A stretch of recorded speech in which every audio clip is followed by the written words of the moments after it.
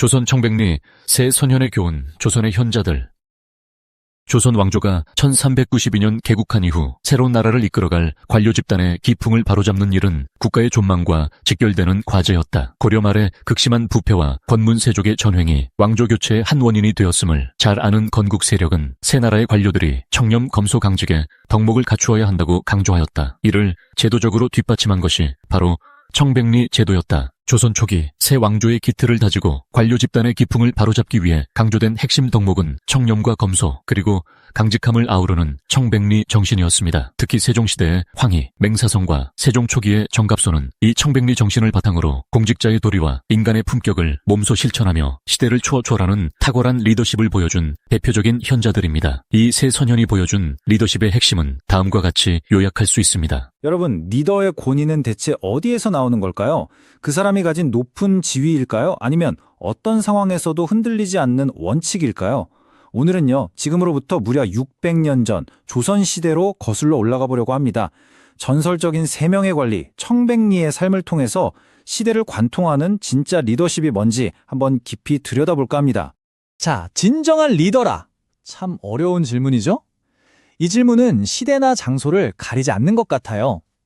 잠시 후에 우리가 만나볼 세 명의 현자들이요. 바로 이 질문에 대해 각자의 삶으로 정말 놀랍도록 명쾌한 답을 보여줍니다. 오늘 이야기의 핵심 키워드죠. 바로 청백리입니다. 한자 그대로 풀면 맑고 깨끗한 관리라는 뜻인데요. 이게 그냥 착한 공무원 이런 수준의 칭찬이 아니었습니다. 재물 욕심 전혀 없고 어떤 상황에서도 원칙을 지키고 항상 백성을 먼저 생각하는 공직자의 완벽한 이상향. 이것이야말로 조선이라는 새로운 나라가 우리는 이걸로 간다 하고 내세운 국가의 정체성 같은 거였습니다. 자, 그래서 오늘은요, 먼저 이 청백리가 왜 그렇게 중요했는지 그 배경부터 살펴볼 거고요. 그리고 오늘의 주인공 세 분, 행동의 황희, 겸손의 맹사성, 원칙의 정갑손을 차례로 만나보겠습니다. 마지막엔 이분들의 이야기가 지금 우리에게 뭘 말해주는지까지 한번 쭉 훑어보겠습니다. 자, 그럼 첫 번째 이야기부터 시작해볼까요?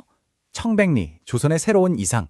아니 근데 왜 새롭게 세워진 조선은 유독 이 깨끗한 관리에 그렇게 집착했을까요? 다 이유가 있겠죠? 역사를 보면요, 새로운 왕조가 들어설 때 항상 하는 말이 있습니다. 우리는 전과 다르다. 조선도 마찬가지였어요. 바로 직전 왕조였던 고려 말, 정말 부패가 극에 달했거든요. 권력자들이 전부 자기 이속만 챙기니 나라가 제대로 돌아갈 리가 없었죠. 그러니 백성들한테 우리는 저렇게 안 할게, 깨끗하게 할게 라고 약속해야만 했습니다. 그러니까 이 청렴이라는 게 그냥 좋은 말이 아니라 새로 시작하는 나라의 운명이 걸린 아주 중요한 과제였던 겁니다. 자, 그럼 이런 시대적 배경 속에서 등장한 첫 번째 인물, 바로 황희입니다. 와, 이분은 정말 대단하죠. 무려 5명의 왕을 모시고 24년 동안이나 영의정, 그러니까 지금의 국무총리 자리를 지켰던 분입니다. 그 엄청난 권위, 대체 어디서 나왔을까요? 그 힌트를 가정에서 있었던 한 일화에서 찾을 수 있습니다. 아들이 좀 방탕하게 놀았나 봐요. 보통 아버지 같으면 막 화를 내고 야단을 쳤겠죠? 그런데 황희는 달랐습니다. 밤늦게까지 관복을 쫙 차려입고 아들을 기다린 거예요. 그리고는 돌아온 아들한테 손님 대하듯이 아주 정중하게, 하지만 정말 등골이 오싹해지는 한마디를 던집니다. 자, 여러분, 이 일화가 뭘 말해줄까요? 진짜 권위는 내가 네 애비다 소리 지르는 데서 나오는 게 아니라는 거죠. 바로 행동으로 보여주는 겁니다. 황희는 100마디 말 대신 단 한 번의 행동으로 아들에게 스스로 책임감을 느끼게 만들었어요. 이게 바로 황희 스타일의 리더십이었던 겁니다. 자, 이번엔 두 번째 인물로 넘어가 볼까요? 황희와 같은 시대를 살았지만 스타일은 180도 달랐던 사람, 바로 맹사성입니다. 근데 진짜 놀라운 건요, 이 두 사람을 기용한 세종대왕입니다. 성격이 완전 정반대인 황희와 맹사성을 나란히 좌의정, 우의정에 앉혀서 그야말로 황금 콤비로 만든 거죠. 정말 용인술의 대가 아닙니까? 강하고 직선적인 황희에겐 국방이나 인사 같은 일을, 부드럽고 유연한 맹사성에겐 문화나 외교 같은 일을 맡긴 거예요. 각자의 장점을 극대화한 거죠. 맹사성이 얼마나 겸손했는지 보여주는 아주 유명한 이야기가 하나 있죠. 어떤 거만한 젊은이가 웬 허름한 옷차림의 노인에게 이봐야 영감, 내가 돈 몇 푼 줄 테니 나 좀 업고 개울 좀 건너주셔. 한 거예요. 그런데 이 노인이 아무 말 없이 그 젊은이를 척 업어서 건네줍니다. 여러분, 그 노인이 누구였을까요? 맞습니다. 바로 이 나라의 최고 재상 맹사성이었던 거죠. 이 이야기에 맹사성의 모든 게 담겨 있다고 할 수 있어요. 스스로를 낮춰서 상대방의 오만함을 깨닫게 하는 지혜. 그리고 나중에 이 젊은이가 아버지 친구 아들이라며 청탁을 하러 왔을 땐 아주 단호하게 거절해버립니다. 이게 핵심이에요. 일반 백성에겐 한없이 부드럽지만 특권을 휘두르려는 사람에겐 칼같이 엄격했다는 거. 공과 사가 완벽하게 분리된 거죠. 자, 이제 마지막 인물입니다. 정갑손. 이분은요, 앞에서 말한 공정함이라는 걸 정말 상상도 못할 수준으로 끌어올린 사람입니다.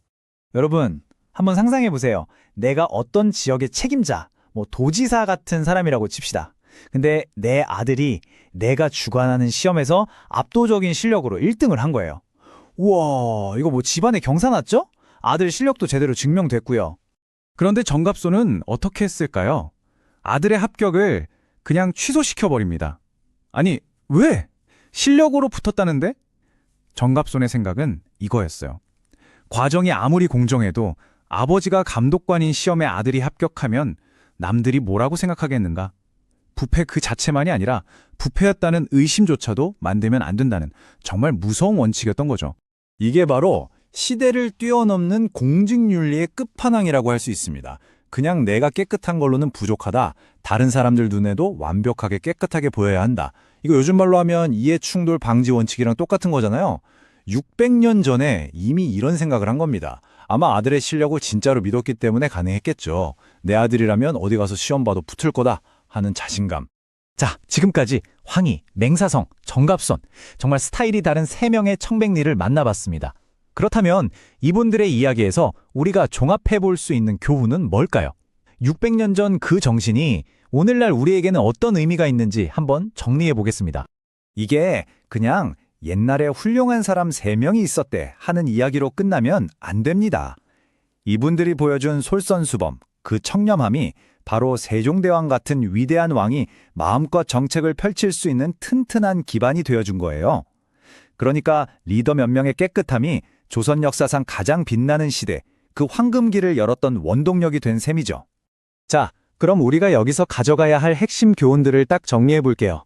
첫째, 권위는 직함에서 나오는 게 아니라 행동에서 나온다.